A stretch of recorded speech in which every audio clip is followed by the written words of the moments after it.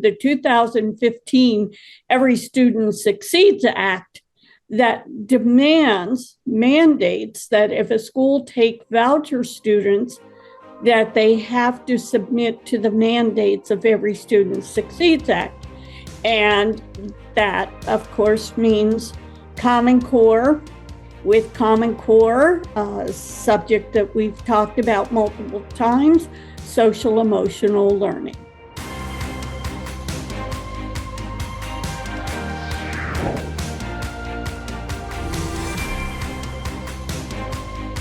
Welcome, everybody, to Conversations That Matter for the New American Magazine. I am your host, Alex Newman, and we have a very special guest today, a wonderful, wonderful woman who has become a very good friend over the last 12 years as we worked together in education. I refer to Mary Black. She's one of the first people I call when I have questions about education, especially elementary education. Her bio is wonderful. She earned her bachelor's in elementary education from Marian College. She did graduate work at Butler University, Ohio State University, and Indiana University, Purdue University, Indianapolis. She taught for 36 years in parochial public and private schools, as well as homeschooling her own children and others. Her teaching experience goes from kindergarten all the way through 12th grade and includes 3 years in a life skills classroom. She finally retired from the classroom in 2010 and then joined Freedom Project Academy in 2011. I served there as a teacher for over a decade on the board. Now it's just a wonderful, wonderful online K through 12 school. So after 48 years as an educator, Mary is now elementary director emeritus at Freedom Project, which means she's still working, even though she's pretending like she's not working. It's just amazing how much she does. Mary, you were one of the leading voices, one of the early voices exposing Common Core. You've been reviewing some so-called Christian textbooks, and you've been finding alarming things. And this looks to me like part of a broader trend where, Catholic schools are becoming woke and joining the Common Core bandwagon and the critical race theory stuff. And also Protestant schools. A lot of Protestant schools are now almost indistinguishable from the government schools. Talk about what you have found in your years of researching this. Should parents be doing a little bit more due diligence when they sign their kids up for a Catholic school or a Protestant school? Absolutely, because most of those schools now, I would use the term most, I think appropriately, have become involved in a voucher system of some sort. And the problem with the voucher system is not in principle, but in the new law, I guess it's not new, the 2015 Every Student Succeeds Act that mandates that if a school take voucher students, that they have to submit to the mandates of Every Student Succeeds Act. And that, of course, means Common Core. With Common Core, a subject that we've talked about multiple times, social emotional learning. Yeah, let's dig into some of those things. Mary, you were sounding the alarm about Common Core early on. In fact, I did a cover story for the New American back in 2012, I believe it was, about Common Core. And you were one of the many people that I relied on heavily to come up with information. And I think a lot of people are now under this mistaken impression that Common Core is gone because, hey, all the governors said that we didn't have Common Core and, I'm not hearing about it in the news anymore. So that must not be a problem anymore. Is Common Core still a problem? And what are some of the problems that you see with Common Core? Yes, Common Core is still a problem. Sadly, I'm a Hoosier, Indiana resident. And it was our governor, Mike Pence, that began the touting and encouraging states just to change the name of their standards so that nobody believed that there was Common Core. It was our state and our governor that led that. And yes, it is still prevalent. It is embedded in the Every Student Succeeds Act that we talked about just a moment ago. It's mandated, it's codified, and all they did was they changed the name of it to College and Career Ready Standards. That's right. What a bait and switch, right? And Indiana was a really good example. Governor Pence, was like, oh, Common Core is gone, and then of course we analyzed it, and it was like 90% directly cut and pasted from Common Core. Exactly. And in Common Core, to go a little further with you, in Common Core, and we saw it very early on, or at least as a teacher, I was able to spot it, is embedded social emotional learning. To be very simple about explaining what social emotional learning is, it's replaces academic learning. Yep. And it with the group think in, and to be very blunt, indoctrination. Yep. And it's a very scientific indoctrination too. They've been studying this for a long time, figuring out how to manipulate children to have the right attitudes and values and beliefs and all the rest of it, huh? And the definition, if you look on the CASEL, CASEL website, to find out what social emotional learning is, one of the things they describe is that they are trying to achieve is adjusting students' attitudes. Yep. And actually, I spent some time on the CASEL website too. And by the way, it's funded by Bill Gates and all the rest of it. And they used to have a history page. And one of the things that I learned on the history page that I did not know was that the idea for SEL first came out of the Fetzer Institute. Now, I had never heard of the Fetzer Institute, but I looked it up. Turns out it's this weird new age occult thing where they're saying prayers that modeled on Alice Bailey stuff. Alice Bailey was, of course, founder of the Lucifer Publishing Company. So it gets dark and it goes deep real quick as you just scratch beneath the surface. Very, very troubling. Mary, how prevalent is this now in Christian schools? Are Christian schools, Catholic schools, Lutheran schools, are they jumping on this SEL bandwagon? I am so sorry to say, Alex, but I think they have even jumped into the deep water of all of that, more so than maybe even the public schools, if that's possible. A very early experience in our fight against Common Core. We visited a curriculum team in a religious school in Green Bay, and we met with the academic team, people who should have known better. And I pointed out that what they were teaching was wrong for the children to hear, such as children can tell their parents what to do. I'm just kind of, in a nutshell, giving the story. This was in reading books that the children were to read at second and fifth grade. A second grade story talked about a child who thought he was equal to adults and could beat City Hall. Huh.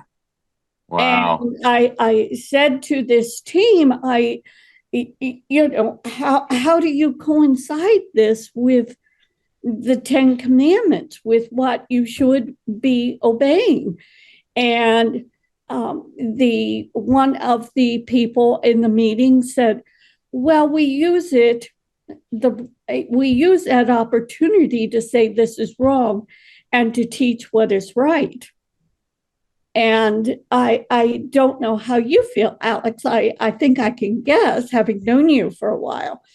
But as a parent, as a teacher, I do believe it is against God's law to teach wrong to children.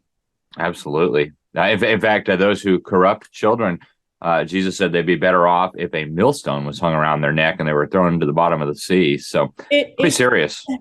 Exactly. So this is what's going on in our religious schools, and the textbooks that I'm reviewing with the Christian name, if I may kind of connect the dots a little, reflect this humanist secular view, and if I may go a little further, even that truthfully, it's all connected to the United Nations goal to set one world religion with them being in charge.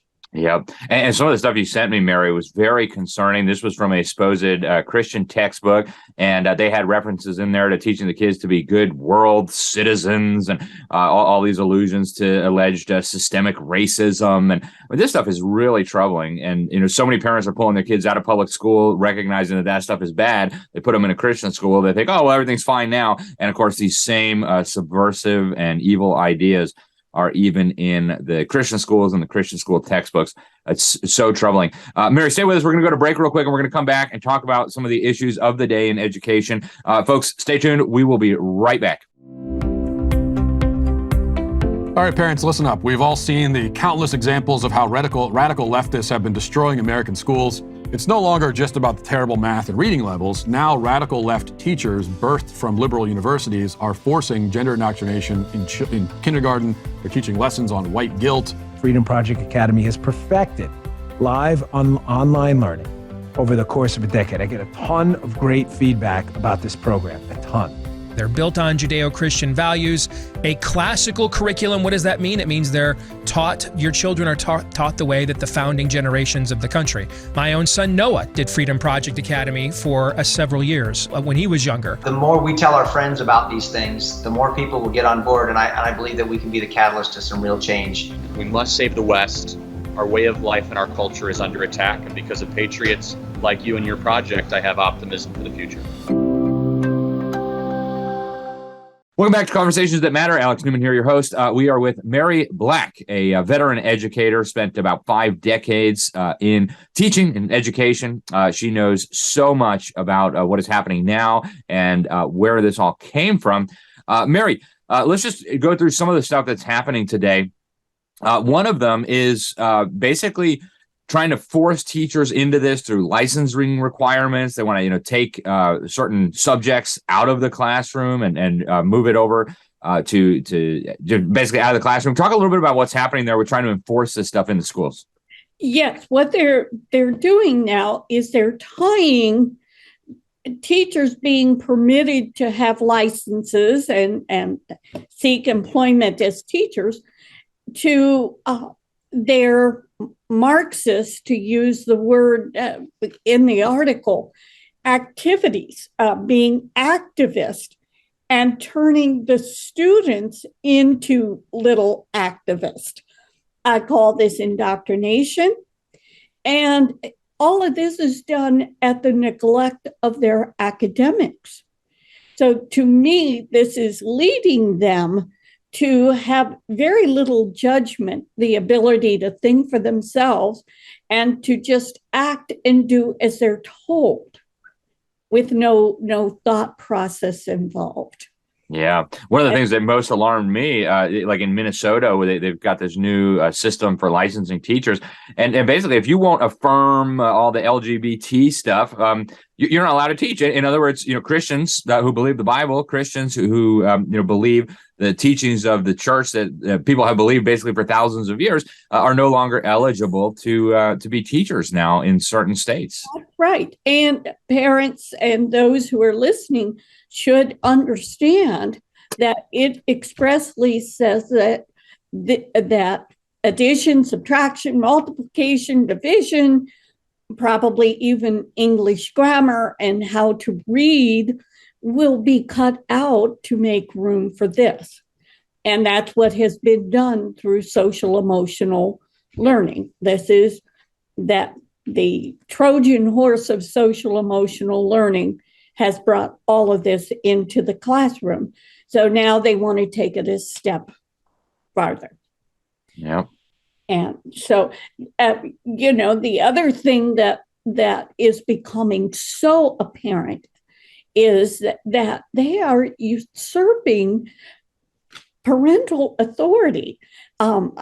We had an example here in Indianapolis in one of our outlying school districts that the school district would not contact parents in the case of, gender transitions, gender identity crisis, anything. It was all kept at school. And the fear that traditional parents would react unkindly to the student. So keeping parents in the dark, basically, when their children are coming to school and pretending to be the opposite gender. I mean, this is just totally crazy. And now the fake media seems to be joining in. One of the things that you and I talked about a little bit was this weird op-ed in the New York Times, this mom who I guess had come back from China and said, I want the government to co-parent with me like they do in China. You think that this generation of parents has been groomed to accept this idea of the government as co-parent? Yes. And she actually says that she thinks that the Chinese commissars did a better job of being a mother than she did. Oh, my goodness. Maybe she's an unfit mother, huh? Maybe. And she said, another quote from her was the tight control of the Communist Party surveillance state resulted in its own kind of freedom. My mind cannot grasp how that would be freedom. I wonder if she's read George Orwell, right? Freedom is slavery, or slavery. I mean, it's the definition. Exactly. And then we have salesmen who are selling textbooks. And this is a big issue with me. I think parents do need to get their kids out of school. They do need to homeschool. But the problem is, and as a parent yourself, you may have met this problem, finding books that really don't contain critical race theory. Two examples that I think I pointed out to you were that they're hiding the critical race theory. They're calling it diversity, equity, and inclusion. And there, this one salesman sold this set of books. He got kicked out of teaching. So he went to writing textbooks, and it's full of CRT. But he said, well, I just don't tell them. And two major counties in Georgia, Fulton and Cobb, I believe was the other one, have purchased this curriculum for kindergartners. Wow, it's insane. So even in the states where this is against the law, they're doing it, huh? It is against the law, and then this has been going on for a long time. They've wanted to take over the family. In 2016, Health and Human Services put together a letter on family engagement. And to read it is chilling. This is exactly what they wanted. They wanted to become the co-parent, just like in China. And they say it. And you read this document, they say parents could be equal partners in the raising of their children. I mean, it makes you want to puke. It's disgusting. Yes. And then the ultimate thing that I see going on in schools, and it's been going on for a long while, even in the Catholic schools where I taught, it's replacing God with the state, which goes all the way back, as you well know, Alex, to the Horace Mann bringing the Prussian style of education back to the United States, where that was the purpose, was to turn their students into little state workers, worker bees, if you will, and have obedience only to the state. And I see that very much going on in our schools today. And the curriculum is designed, you have to be very cautious. Curriculum is now designed to do just that. And you may not even recognize it. Yeah. I'm sure there are some very good teachers out there that are teaching it and don't even know what they're doing. Yeah. So the government schools are working to replace family with government. The government schools are working to replace God with government. And sounds a lot like what Karl Marx envisioned. Mary, we're down to just a couple minutes left. But for the parents out there who are alarmed by this, who want to find some solutions, one of the obvious ones is Freedom Project Academy. You and I have both been involved there from the beginning. And of course, homeschooling. Talk about some of the options that parents have who do not want to participate in this madness. Okay, I would suggest that they review the curriculum very carefully that they want to use. I would suggest that they go with a particular curriculum as best as possible, because then I think it's easier for a parent who is not an educator necessarily, has never done it. Of course, I will recommend FPA courses. We have licensed teachers, classes at regular time. I've always referred to it as hybrid. We bring the best brick and mortar classes right into your home, where you can see and hear everything that your child is being exposed to. Yeah, and that's at FPEUSA.org. That's where people can learn more about the school, huh? And even for people who don't end up deciding to enroll their children in the school, there are so many great resources. You guys published a list of books that have been thoroughly checked to make sure they're not aligned with Common Core, that they're not teaching paganism to the children. Great point, Alex. Yes, anybody can go on to our list of curriculum, and please feel free to order it, to check it out. We're glad to offer that to parents. Wonderful. Well, Mary, thank you so much for coming on the program and for sharing your insights. We really appreciate it. FPEUSA.org is the website of the Freedom Project Academy. Thanks for tuning in, everybody. I'm Alex Newman. This is Conversations That Matter. Our guest today was Mary Black, a veteran teacher who's been teaching for about 5 decades and continues to be involved in education. In my opinion, one of the greatest and brightest experts in this field in our country and maybe the world. Thanks again for tuning in. Until next time, God bless you all. Here's the news, Dad. Is it, son? Is it? What about this one, Dad? Nope. It's hard to tell what's real and what's fake these days. There's just too much baloney out there. At the New American, they cut through the baloney and give me the truth. The truth is hard to find, but the New American has it. Check it out at thenewamerican.com.